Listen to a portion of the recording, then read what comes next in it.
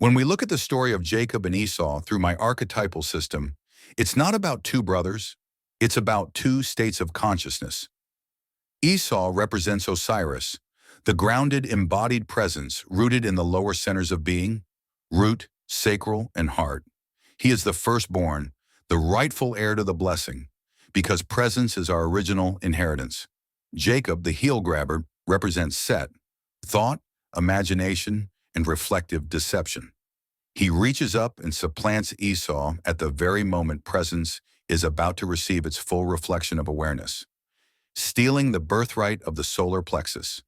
In symbolic terms, Esau is the tree of life, direct reflection, unity, embodied consciousness.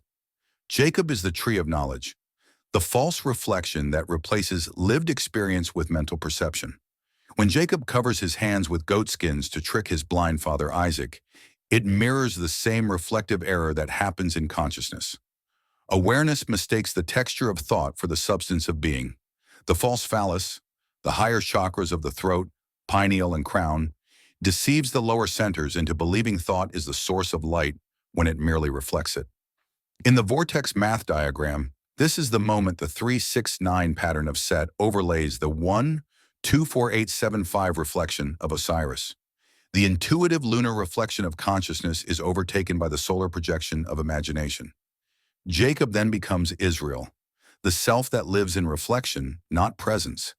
Consciousness identified with thought, trapped in linear time.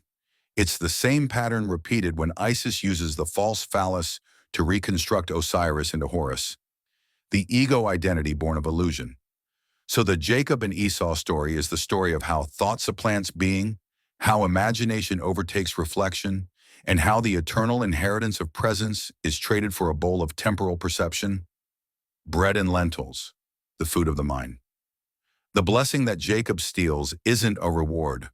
It's the energy of awareness itself, rerouted upward into illusion. To return to Esau is to return to the body, to the solar plexus, to the tree of life, to eat once again of direct experience, rather than its reflection. Jacob and Esau, then, aren't two brothers.